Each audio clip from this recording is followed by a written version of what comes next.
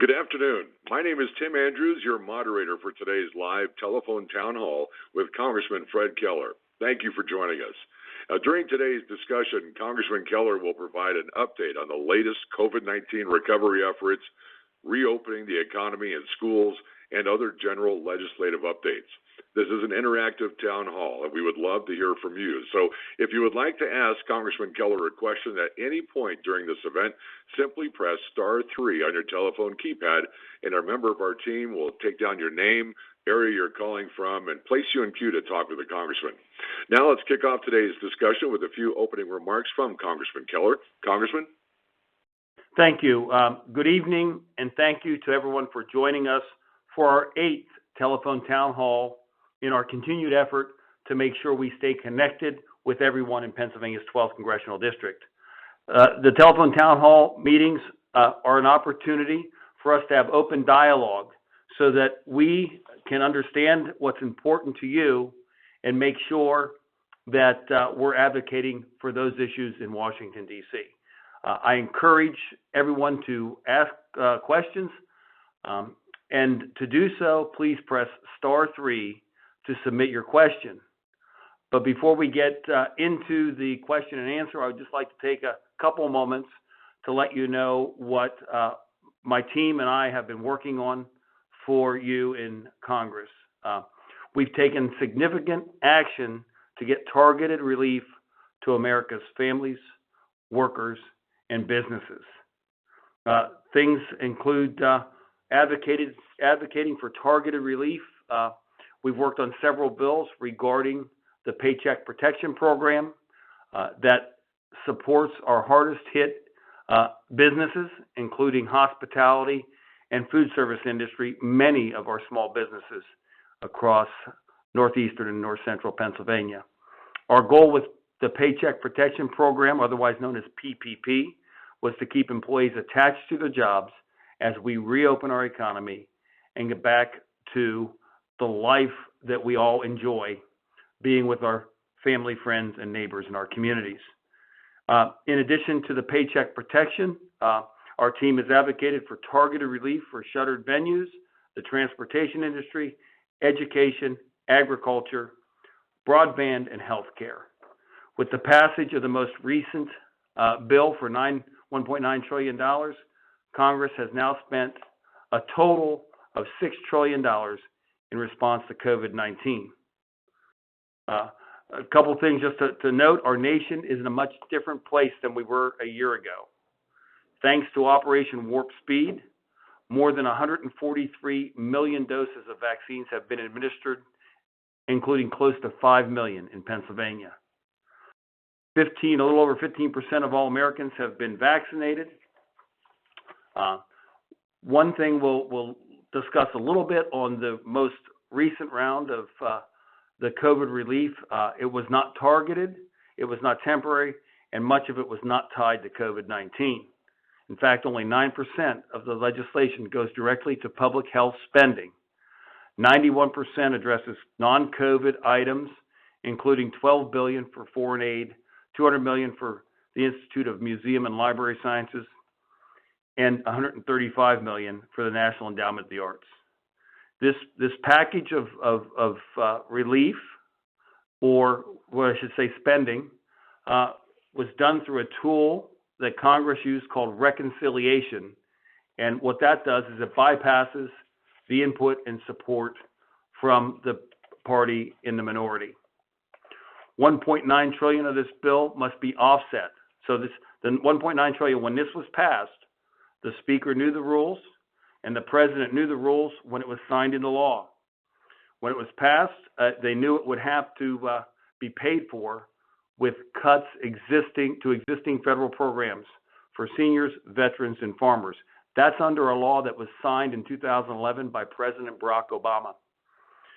Democrats realized how unpopular this was, and instead of having those things be cut, they passed a law shifting the cost to our debt, which will now be paid for by our children and grandchildren in the form of higher taxes and fewer opportunities. In addition to addressing our nation's economic recovery, some of the other items that are priorities in the new Congress are defending small businesses and their employees. We had seen historic gains in our economy over the last 4 years. And prior to the pandemic, these were very good. The benchmarks suffered because of the pandemic, and we're working to recover and maintain those gains. Policies that we support are incentivizing a growing economy. We cannot be raising taxes during the middle of a pandemic. We cannot be placing more burdensome regulations on job creators and people that go to work every day. So we must simplify the permitting process, and we must make sure that people can keep more of the money they earn every pay period in their paychecks. We need to get kids back to school. We know we can safely reopen schools and allow students to return to in-person instructions. Couple notes, as I've participated in the Capitol complex in meetings. We've struggled keeping everybody on the meeting due to technical difficulties and internet issues while sitting in office buildings in the Capitol complex. If Congress is having these kind of struggles with the resources at our fingertips, you can only imagine the difficulty that our students are having all across our nation. We've also heard from parents about the challenges of virtual learning poses for their children, including children that need a little bit of extra help. We owe this generation of students a well-rounded education. We all learn differently. Another priority is securing our southern border. There is a crisis at the southern border, and our focus should be on stopping the flow of illegal immigration. I have serious concerns with any plan to grant blanket amnesty to those whose first action is entering our country illegally. The Biden administration has yet to take any responsibility for the surge of illegal immigration into the United States and refuses to call this situation a crisis, which it most certainly is. It's a mixed message. We did hear from the president that the Vice President Harris was leading the efforts in the southern border. She has since said that she's not in charge of the southern border. So we need to make sure we know where the administration stands. Do they believe this is a crisis? Because the first thing in solving any issue is admitting what the issue is. Also, we need to know where the White House is on creating an incentive for illegal aliens to cross the border. In this package, it did not, the $1.9 trillion, there was payments that could be made available to people who are in our country illegally. So looking at that, a couple things that we need to also look at is broadband and energy infrastructure. As we talk about infrastructure programs, we know the need for broadband across America, and particularly in our rural communities. It's the infrastructure you don't see, and we need to make sure that it is available for e-commerce, learning, and healthcare. It will help to aid for our veterans, our senior citizens, our students, and our farmers. Some more infrastructure that you don't see is natural gas pipelines and pipelines that transport our energy across our nation. Pennsylvania's 12th Congressional District produces up to 10% of our nation's natural gas supply on any given day. They're good paying jobs for those in the industry and downstream industries. So there's a lot of opportunity that comes with the development of domestic energy. And I believe in all energy, whether it be solar, wind, natural gas, oil. In order to be energy independent, as we did see we can be under the Trump administration, we need to continue the policies that keep our industry strong and make sure that we have that national security with being energy independent. I'm concerned about the Biden administration's canceling of the Keystone Pipeline, a pipeline that would transport oil to the Gulf Coast and be run by clean energy. It was using clean energy technology to do that. And the energy czar, Kerry, to suggest that people should just get another job, I think is not realistic. I know President Biden talked about when he was running how his dad would come up and talk to about losing their job in Scranton.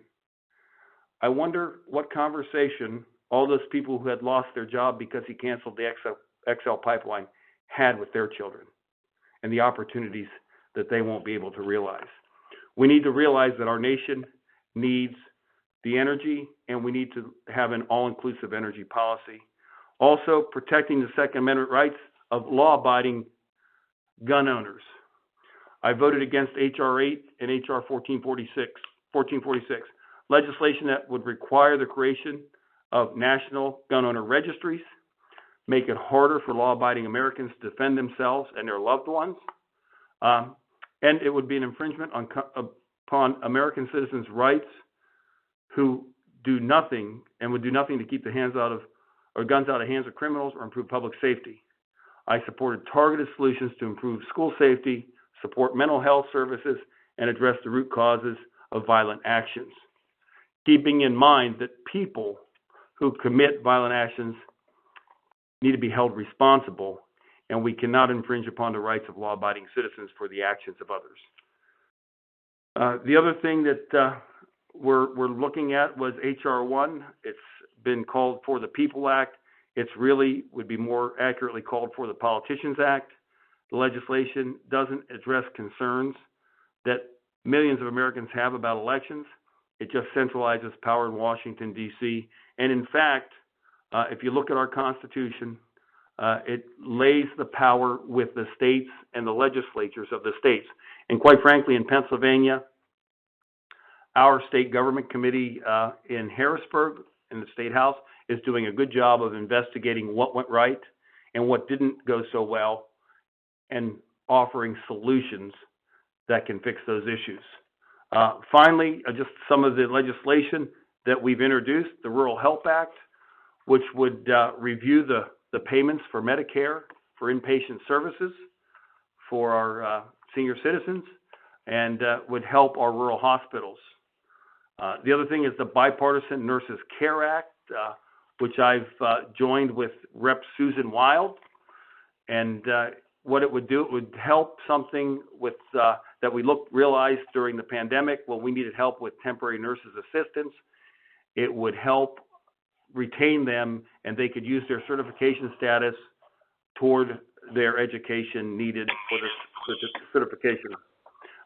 Also, the Give Milk Act, which would give a variety of options to mothers and kids looking at the WIC program.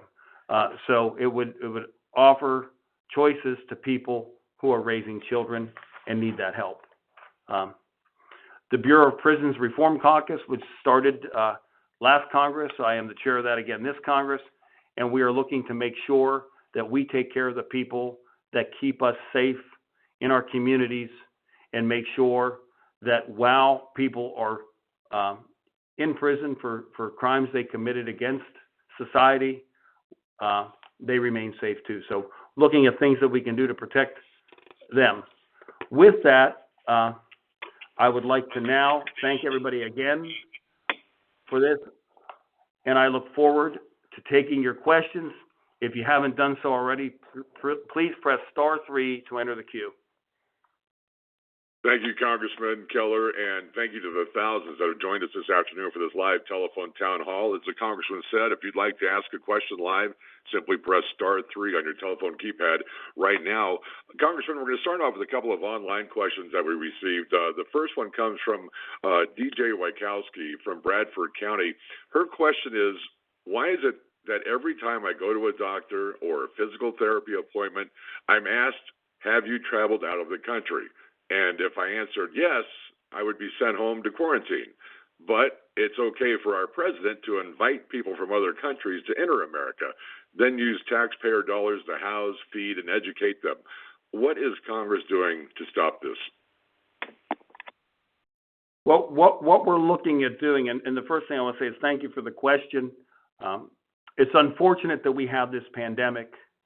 And I know we as members of our community want to make sure everybody is safe. And the doctors are simply doing what has been asked of them to make sure that we can control the pandemic. Congress and the Oversight Committee, and which would be one to look at this, when we get back in, I know we have had some letters to the chairwoman to take a look at the policies of the Biden administration. But the first thing we need to do is secure our border, and President Biden should put in place the things that President Trump did, which one of them was during a pandemic, we shouldn't be having people coming into the interior of our country. And furthermore, should be working with Mexico and the countries in Central America, as President Trump was, to make sure that the people coming into our country, once had their claims, their asylum claims reviewed, are coming in here by our laws. We already have laws for that, and making sure that they're doing the same things that we would have to do if we were returning to America. So thank you for the question. I appreciate it very much. And we're going to take one more online question before we go to our live callers. This one comes from Center County. Dr. Catherine Hines of State College, strongly urging you to join with others to pass sensible gun safety regulations. We regulate cars, why not guns? Everyone should need a license and insurance for every gun they own. I'm pretty sure their private insurance sector would take care of this quickly. Your thoughts? Well, as government, and it's government's responsibility to make sure we protect your constitutional rights. And the private insurance industry should not be tasked with ensuring private rights of individuals that are given to us by our Creator and guaranteed in our Constitution. And owning a firearm is a constitutional right. And what we need to focus on, and things I have focused on, is making sure when people who have displayed that they aren't responsible and have taken actions, they need to be held accountable for their actions. And we do not need to be holding law-abiding citizens accountable for the actions of others. If we have a problem with people who drink and drive, we don't take everybody's car. We simply take the cars of the people who are not behaving properly. Okay, so that I would say that I am not willing to turn any of your constitutional rights over to private companies for them to try and manage. Because once you start with that, I certainly don't want to have people ensuring your right to free speech or anything else. That is done by the government. Again, if you're joining us on the telephone and you'd like to ask the Congressman a question, simply press *3 on your telephone keypad. Keep in mind, we do have thousands joining us today, so if you can, keep your questions brief. That way we can try to get to as many questions as we can throughout this live event. Our first call comes to us from Lynn, who's calling from Northumberland. Hi, Lynn. Thank you for holding. You're live with the Congressman. Thank you. Congressman Keller, I just want to say one thing. I appreciate all you're doing for us in Congress.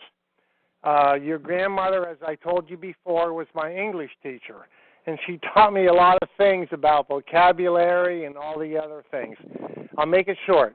My question is, there are people out there that are hiring. They have signs everywhere.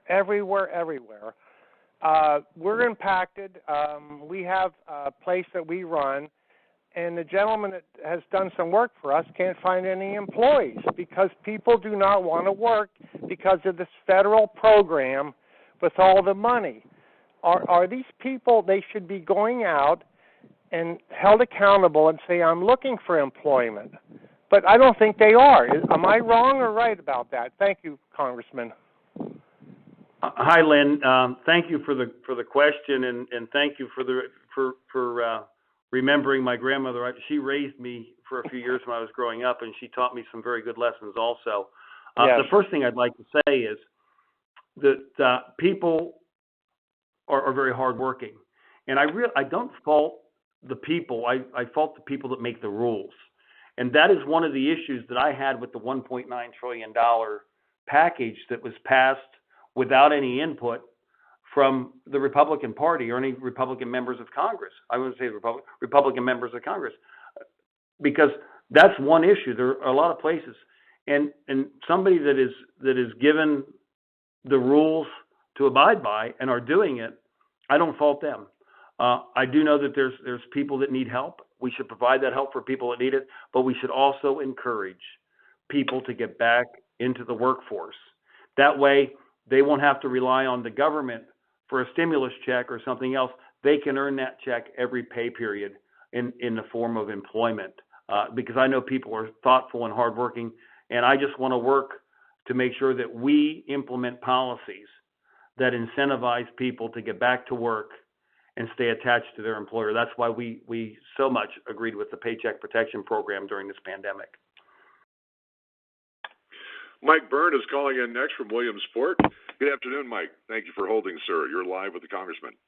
Yes, good afternoon. First of all, Congressman Keller, thank you for everything that you do to defend conservative values. It's appreciated.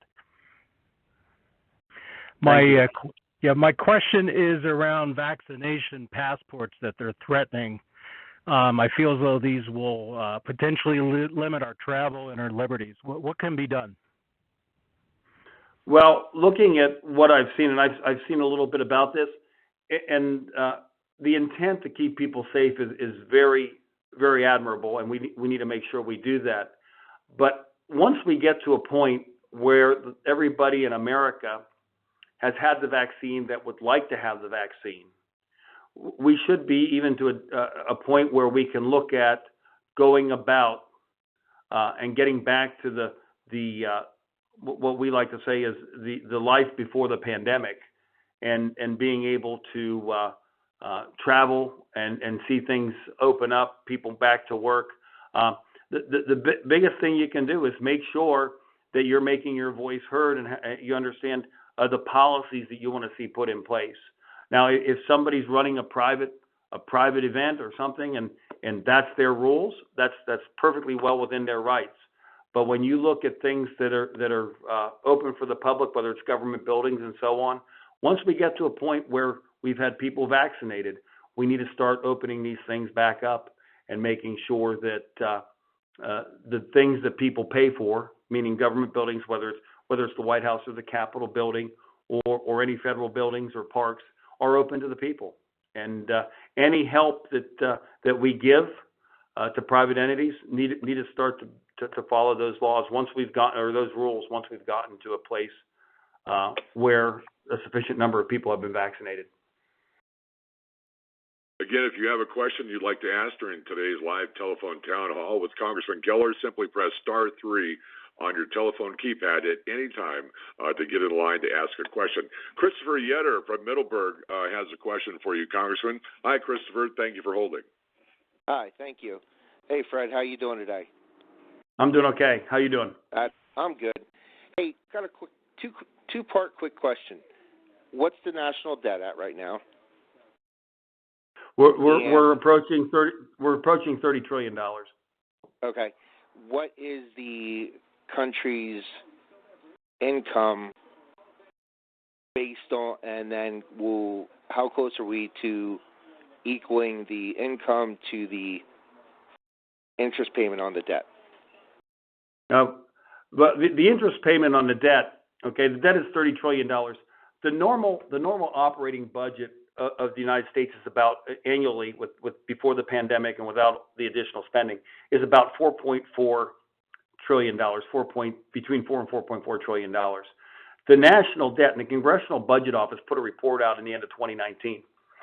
If we did nothing differently then, our debt service would be greater than what we pay for defense by 2025. Since then, we've added $6 trillion of spending that's unrelated to normal operation of the government.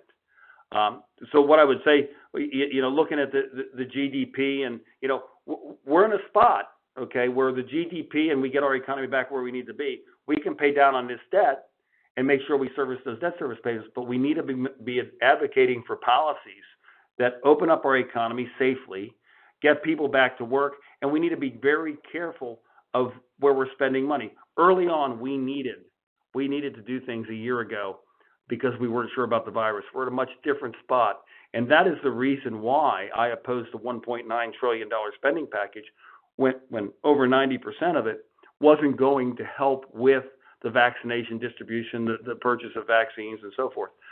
So I totally get your point with all the numbers. And again, I don't want to get into a lot of numbers. I just want to say that we need to be very mindful of how much it's costing us to service that debt because interest rates are at historic low levels. And if they start to tick up and we get inflation, we could create some problems. So we need to be very careful and fiscally responsible with the money that because it's not our money in Congress, it's your money. And it's going to be our kids and grandkids that end up paying it back. So that's why we need to be very careful of the policies that we institute in Washington, D.C., that we're looking out for how much the debt's climbing. But it is a big concern. Congressman, our next caller comes from Mount Pleasant Mills. Pat Roush is on the line. Hi, Pat. Thank you. You're available to ask your question. Hi, Congressman Keller. You talk about infrastructure and bandwidth. Living here in rural Snyder County, we have terrible DSL internet service. How many years down the road do you think that it will ever be updated in this area? Well, Pat, that's actually a priority of ours to work on. Living in Snyder County also, I understand what you're talking about. That's why, while we saw the difficulties with COVID-19, we put some money into the packages to help develop rural broadband. What I can tell you is that some programs are partnering with rural electric companies to use their facilities to get fiber optic network around in parts of the district. I would say that it's going to take a few years, but what I think we need to look at when we're looking at broadband internet access is the same thing and approach it in a similar manner that was done with the interstate highway system with President Eisenhower. When we put it in one area, define it clearly, show what our goals are, and then look at the funding that way. So I would say we're a few years off from that, but it is something that everyone, this is an issue where everybody, regardless of your opinions on other politics, agree on this, and it is definitely a priority. And our first thing, as I mentioned, is defining the problem. And I think we've done that very well, and now we're working toward the solutions and the funding to get that done. Our next caller is Kathleen from Pike County. Good afternoon, Kathleen. Thank you for joining us. Good afternoon. Good afternoon, Congressman. Hi, Kathleen. My concern deals with the Postal Service. So I'd like to encourage you to address the deficits with the Postal Service, because something's really wrong when I get a request not to send something which is very important via the U.S. Postal Service because they doubt that it will get there in a timely fashion or it's very unreliable. Kathleen, thank you for your call. And as a member of the Oversight Reform Committee, we've had hearings on the Postal Service, and I know they want us just to appropriate more money, but we've asked them for a plan. In fact, I'm the one that got them to commit to a deadline for having that plan. And the point is, anybody that would go and ask for funding, if you're going to start a business or if you're operating a business and you want money, and they want a lot of money, tens of billions of dollars, wanting this money, we want to see the plan because we want to make sure that the plan is going to be effective in meeting the needs of the people that depend upon the United States Postal Service. We're supposed to have that plan by March 31st. So we're supposed to have it by the close of business tomorrow. And you have a commitment from me, and I know a lot of members of Congress feel the same way, that we want to ensure the post office is running effectively and making sure they meet the expectation of the American people who are the owners of the Postal Service. Up next from State College, Michael Damiano is on the line. Good afternoon, sir. Thank you for holding for Congressman Keller. You're free to go ahead with your question. It's Michelle Damiano. Oh, hi, Michelle. Okay. My bad. I'm sorry. That's okay. My question was, in regard to this most recent spending bill, do we have any recourse on the items that, in particular, that weren't tied to COVID? I mean, I just find this mind-numbingly shocking that we continue to attach all these things to bills that really aren't tied to the issue at hand, and yet we're left with this amount of debt. That's actually a really good question. There are, as we did pass legislation, there were certain things for which that money could be spent. If it wasn't used for that, then it was to be returned to the federal government. We're still waiting for some of the guidance to come out on the legislation. That's another reason why, looking at supporting that legislation, the guidance was very unclear and left a lot of determination up to federal agencies. And I realize sometimes you have to have a certain amount of that, but there was a lot of this. It was amazing that I was up in northern central Pennsylvania today, and I had a county commissioner talking about the governor at a meeting saying that they're going to have that much money in Harrisburg from the federal government, they're not going to know how to spend it. So that's part of the reasons, and that's a real live issue here in Pennsylvania, hearing that from a county commissioner, getting that from the governor in a meeting.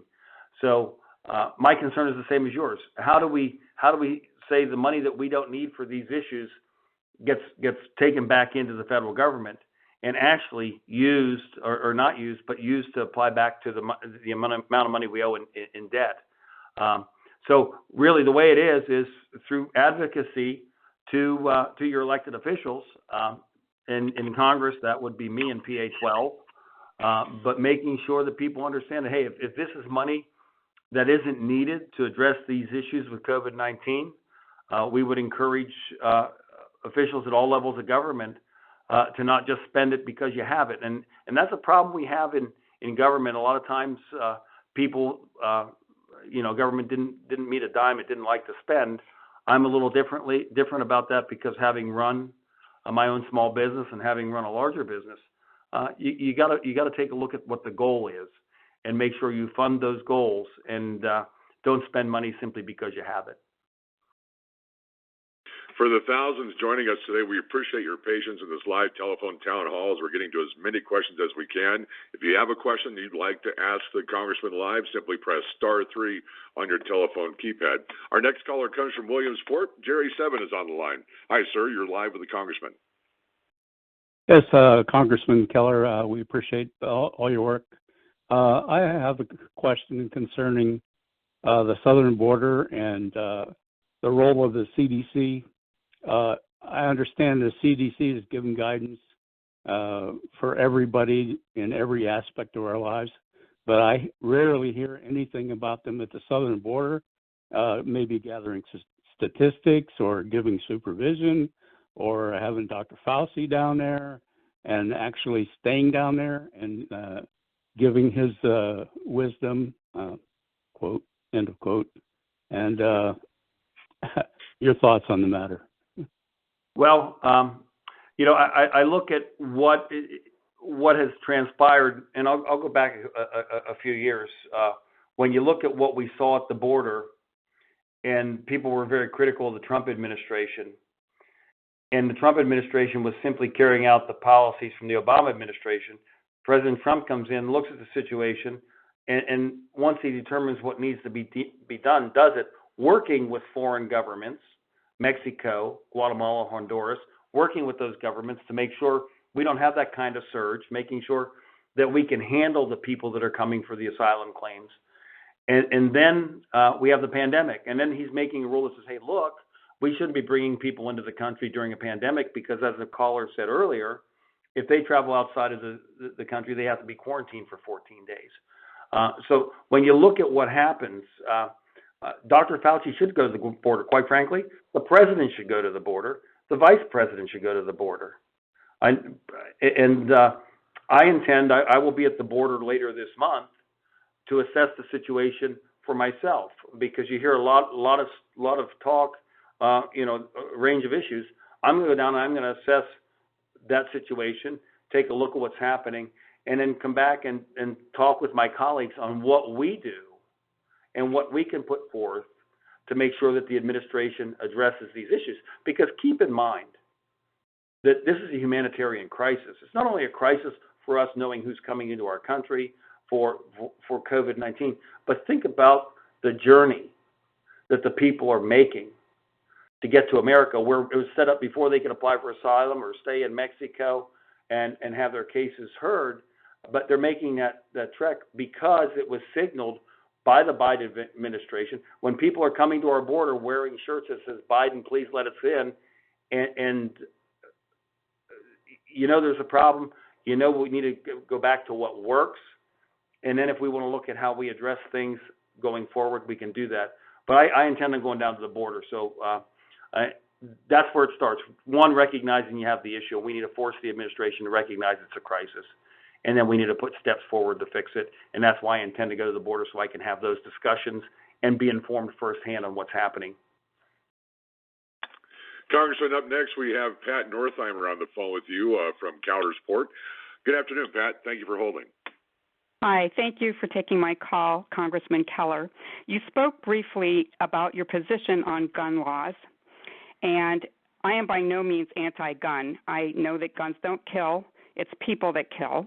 But my concern is the mass shootings that have really gotten out of hand and how to eliminate them without removing private citizens' right to bear arms, the law-abiding citizens, that is. And I'd like you to expand your discussion on universal background checks and also some type of assault weapons limit, like to law enforcement or restriction by special permit. We had a 10-year federal assault weapons ban from 1994 until 2004 when the 10-year limit ran out and was not renewed. And the lowest 10-year average of gun violence or mass shootings was in 1996 to 2005. That's according to Grant Dewey. His research was published in Criminology and Public Policy. So if you would please further discuss universal background checks and your position on some type of assault weapons limit or ban. Thank you for that. And I just want to say it's a tragedy when anybody suffers pain and harm at the hands of another individual. That is just tragic.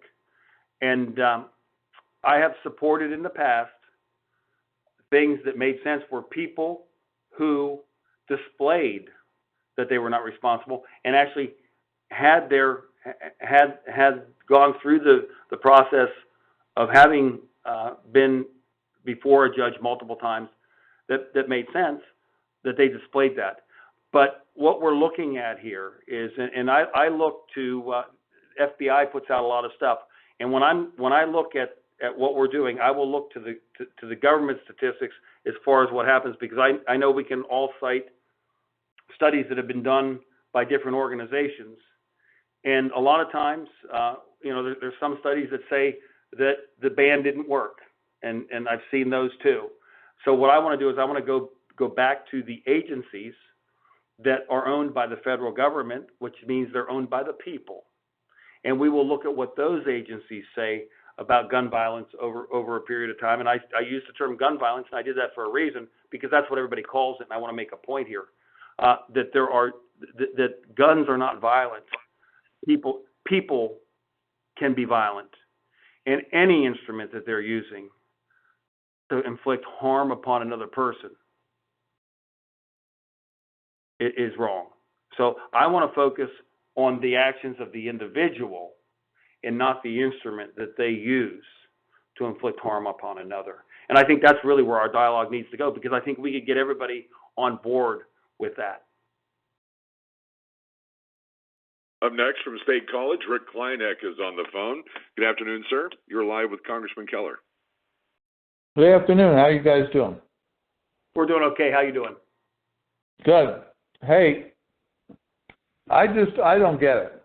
I mean, you guys have managed to spend multiple trillions of dollars on stuff that you have one name and it actually is something else, to the point that now we got 30 trillion in debt, where if you look back 20 years, our total debt was like 4 trillion. And I think it's irresponsible to keep spending money just because somebody's got this issue or somebody needs that. And yet, here in Pennsylvania, you've been fairly responsible. But the last bill, we're paying for the retirement funds in New York and California, Illinois, all these places who have not been responsible. So how do we get that fixed? I mean, it's really ridiculous the way it's going right now. Yeah, and what I would say, and thank you for the call, Rick. What I would say is, for us to get this under control, we need to go back to what they call regular order, and that means that the legislation goes through committee of jurisdiction, and we have the hearings on it, and we don't do what happened with this latest round of reconciliation, where many things were put into a bill that actually had nothing to do with the COVID-19 relief efforts and fighting the virus itself. So I agree with you. I've always been fiscally responsible, whether it's in my own life, whether it's in the business that I had, the business that I ran, or in government, whether I was in Harrisburg or Washington, D.C., because I'm very concerned, as we all should be, about the spending and the rate at which we're accumulating debt. So what I say, the first thing is to make sure we get back to regular order. And the other thing is making sure that our senators, our members of Congress, understand that the American people aren't going to tolerate another reconciliation bill, because that means that there's not going to be any input from both sides of the issue. So I think that's the first thing, making sure everybody understands that we need to make sure the things we do meet the defined purpose, and it goes through regular order and doesn't get rushed through in a process that was designed to keep one party out of the discussions. Our next caller comes from Selinsgrove, and Ms. Lecce, did I pronounce your last name correctly? Lecce, it would be Lecce. Okay, I got pretty close. Thank you. You're live with the Congressman. Thank you for holding. Okay, thank you very much. I have two questions, Congressman. Number one, the Hyde Amendment, will that be going away or is it gone? And then number two, H.R. 1 that you talked about earlier, I tried to actually scan that to look for voter eligibility, and it calls for automatic eligibility for kids turning 16 and for anyone receiving any sort of government assistance. But I was looking for U.S. citizenship. And I'm wondering, is that still the rule, or is that also gone now? So those are my two questions. Thank you. Well, I'll take them in the order you gave them. So thank you for the questions. The Hyde Amendment is very important, but there weren't Hyde Amendment restrictions in the $1.9 trillion package. Another issue that you can point to of making people who don't agree with abortion not have the protections that are guaranteed under the Hyde Amendment. So I would hope that the Hyde Amendment isn't going away, and this is simply saying that it's a matter of, when we're spending federal dollars, we should be mindful of the wishes of all the people in our country, and not just people on one side of the issue. So I hope the Hyde Amendment isn't going away in future legislation, but this is one issue. So I sort of look at that. H.R. 1, it didn't mention citizenship. It mentioned a lot of things. It mentioned that it would take taxpayer dollars and give them to political campaigns and match private donations for as much as up to 6 times. That's not a function of our federal government to be matching campaign contributions. That's certainly an issue when it comes to freedom of speech, that to force somebody's tax dollars to be used for a candidate for office who they don't support their issues. So money to run campaigns is in there too. It doesn't have some of the protections to make sure, and it also would open up ballot harvesting, which would mean you could go to door to door and collect ballots to turn into the courthouse or to the polling place. So a lot of issues with that bill, and it's incorrectly they call it for the people, and it's actually for the politicians, and it's simply not good policy when it comes to making sure that every legal vote gets counted. And Congressman, it seems like a lot of the calls coming in today are questions about voter rights, voter integrity, including Dorothy from Williamsport. Hi, Dorothy. Thank you so much for your patience on hold. You're live with the Congressman. Thank you. Thank you, Congressman Keller. I do get your weekly newsletters online, and I appreciate them. My question has to do actually with our state legislature, and I didn't know if you would give me an update of if they're doing anything or what they're doing to clean up the voter rolls. That was such a terrible thing that happened in this last election. Do you have any news for me on that? Yeah, well, if I could just thank you, Dorothy. I appreciate your question. The first thing I'd like to talk about, and I'm not going to talk about what happened and things that I can't prove during the last election. What I'll talk about is the things that I know. And one is we know that the U.S. Constitution, Article 1 and Article 2 talk about electors, and it gives that right to the states, and specifically the state legislatures. And in Pennsylvania, Article 7 of the Pennsylvania Constitution gives the right to running elections to the General Assembly. In fact, Article 7, Section 2 says that election day is the first Tuesday following the first Monday in November, and the General Assembly or the legislature may change that. See, so we talked about some of the things that were discussed in the last election. I specifically stuck with the Constitution, which is not in dispute, and the actions taken by the Wolf administration and the Pennsylvania Supreme Court, which were contradictory to what the Constitution says, both at the federal and state levels. So that was one issue, and we need to make sure that that's done, because our chief law enforcement officer, our top law enforcement officer, Josh Shapiro, did absolutely nothing to hold them accountable for that. As far as how elections are run, the state government committee in Harrisburg, the chairman is Seth Grove from York County. He's was having a series of up to 14 committee meetings on elections and what happened. And see, here's what I learned being in private business and everything else, is when you do something after you've done it, and we had Act 77 for the first time last election, and that's not what was actually circumvented by the governor and the Pennsylvania Supreme Court. They went right to the Constitution. They didn't go to Act 77. But Seth Grove, Representative Grove, is holding committee hearings to find out things that may have gone well, things that didn't work so well, and have solutions.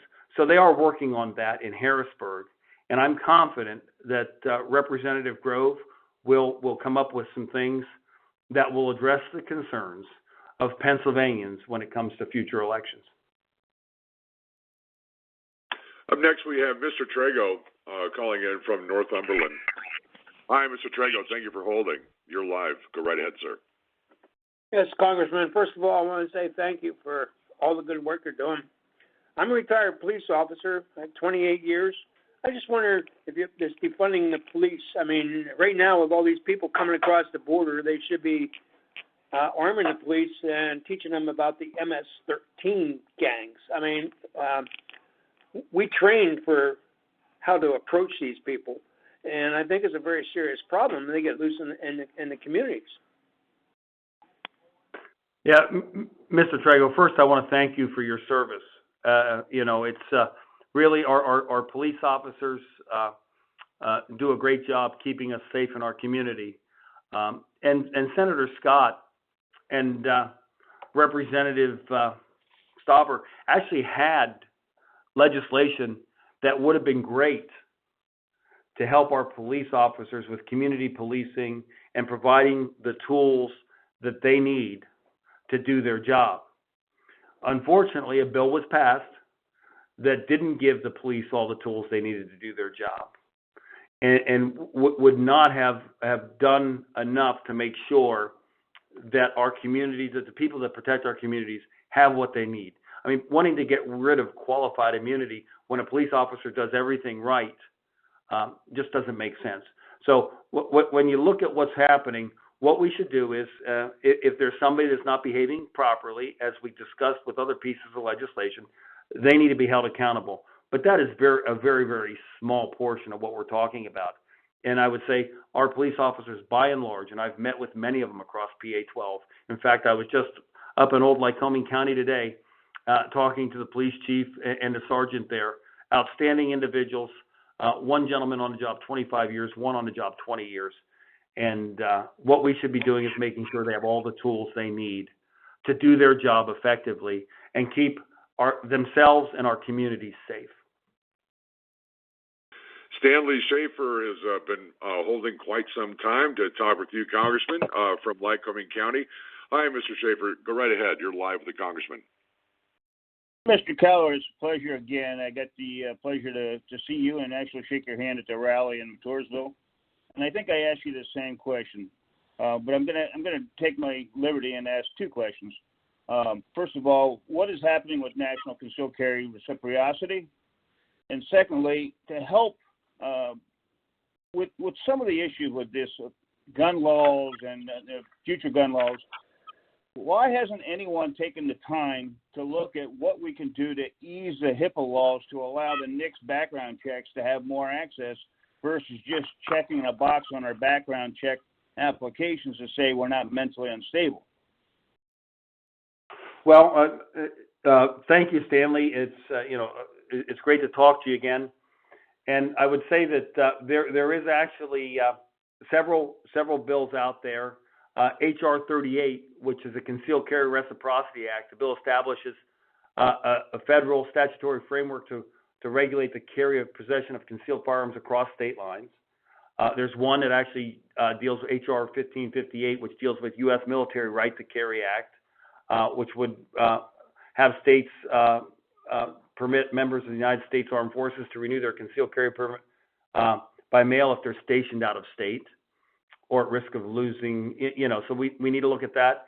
And so there are things, and as far as the background checks, we can dig more into the Senator Scott bill, but we'll make sure that that your ideas are taken into account as we go through the legislative process. I'm hopeful these bills will come up to a vote or up to be considered. And as far as that's a great suggestion on the HIPAA laws. So we'll take a look at that as we go forward. But I do appreciate your concern, and please stay in touch. And we'll as we work forward on this, we'll certainly take into account everybody's input. Congressman, we have Susan Thompson on the line for you next. Good afternoon, Susan. Thank you for holding, ma'am. You're welcome. Hello. My question is, we have all this money that we are spending to foreign countries for gender study, for this study, for bailing them out of this. Why do we have to just send our money overseas? I don't see other countries sending their money to us. I think our money should stay in the United States for our people. And as people leave office that are in the Senate and the Congress, our benefits leave us when we leave our jobs. Why do they get to keep their benefits? Okay. Well, thank you, Susan. I appreciate the question. What I would say is that's one of the reasons that I didn't support some of the spending, the 1.9 trillion. In fact, the last bill at the end of the last Congress that President Trump actually came out and talked about all the things that were in it going to foreign governments. I mean, there was $12 billion in the latest bill that was going to foreign governments. And I think we need to make sure that we have a strong position here in the United States so that if we need to, we can help others. There's a certain amount of being able to help people, and we want to do that. But we first need to make sure, and it's not being selfish or anything, it's just making sure. It's just like when you fly in a plane or anybody, and they say, in the case of emergency, make sure you put your mask on first before you try to help somebody else, because you have to be in a position to be able to do that. So I agree with you. When we're looking at policy, we should be making sure that what we're doing is responsible, and the help is coming to people. Here we have senior citizens, we have veterans, we have children that need help here in America, and we should make sure we're providing that help before we send it to foreign governments, as we've seen in some of the most recent legislation.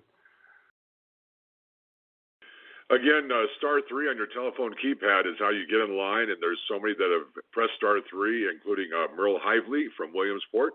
Good afternoon, Merle. You're live with Congressman Keller. Yeah, this is Merle Hively, and thank you for your services to us.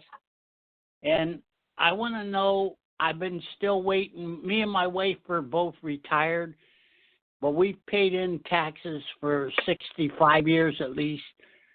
And we want to know why we haven't got our stimulus money yet? They're sending it to prisoners like the shoe bomber and the person that set the Boston Marathon bombs off, and we haven't even heard anything or got anything from our stimulus, and we'd like to know why. I'm also a veteran. Well, Merle, first I'd like to say thank you for your service. It's because what you've done for all of us that we can do the work we do. So I really appreciate that very much. If you didn't receive your first or second stimulus payment, you will need to file your taxes for this year. And there's actually line 30, which is where there's a line to indicate that you didn't receive that and it would be taken care of on your taxes this year.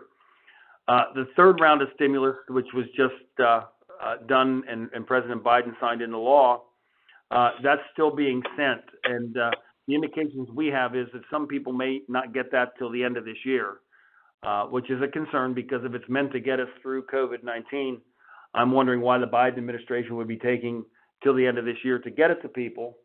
But that's another thing. But that's really where it is. Thank you for your service to our country, and thank you for your service to our community too. It's great to have you and talk to you this evening. Up next from Harrisburg, Pam Auer is on the line. Hi, Pam. You're live with Congressman Keller. Go right ahead. Hi. Thank you, Congressman Keller, for having this discussion today. There's so many things I would love to say. I'm a person with a disability, and I work for Center for Independent Living of Central PA that serves some of your counties. I really do appreciate with this new version of the Stimulus Act, the money that is going into home and community-based services to serve people with disabilities. It's really important, and I appreciate that. I'm not sure if that's part of the 9% you're talking about or the 91%, but it's really important for people with disabilities. My question is about the Nurse Care Act that you're supporting. I like the idea. Sorry if there's feedback. I like the idea. I'm just asking. It seems like it's aimed towards nursing homes. Seems like it's aimed towards nursing homes and staffing in nursing homes. I'm wondering if it also is going to support the much-needed direct care workers in the community for people living with disabilities and seniors living in the community. Is that an option? That's something. First, Pam, thank you for the work that you do. It's so important. And I will say my wife actually, for 35 years, works supporting individuals with disabilities. So I understand firsthand the importance of the work that happens and want to thank you for what you do and all those that help take care of people that deserve and need the care. What we were looking at here was the licensing for TNAs to CNAs, and which might mostly fall in congregate care, but certainly willing to take a look, and I'll work with the members that are on the bill also to see what the ability might be able to do. That's,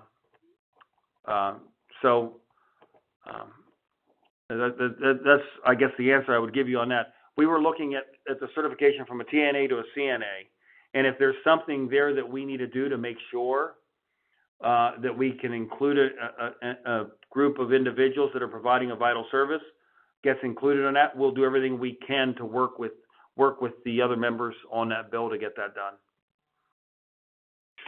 Well, Congressman, we've had thousands joining us this afternoon, so many questions coming in. This does conclude the question and answer portion of today's event. We want to thank the thousands for joining us and participating today. If you did not get a chance to ask a question, or if you have additional thoughts, or if you'd like to sign up for important updates, please visit Congressman Keller's website at keller.house.gov. Additionally, you can keep up with the Congressman Keller on Facebook at Congressman Fred Keller and Twitter at Rep Fred Keller. Congressman Keller, some closing thoughts from you today, and thank you for all your time today as well. Thank you, Ted. I appreciate that. And I'd like to thank everyone again for being part of this afternoon's event. Of course, the about the eighth in a series that we've had. And we do these from time to time on a regular interval. We've done it since I've had the privilege to represent you in Congress, and we will continue to do that. Our team is always looking for ways that we can engage with people across PA12. So if you have an event or own a business or work at a place that we could come and visit, or just to say hello, you can visit our online, and we have a form that you can fill out on our website at keller.house.gov. As I said, we enjoy being active in the community so that we can make sure that we understand the issues that are important to everyone that we have the privilege to work for. If you did not get an answer to your please feel free to contact us by going to keller.house.gov/contact.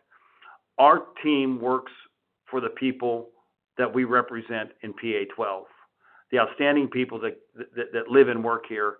And we thank you and hope you have a great rest of your evening. Thank you.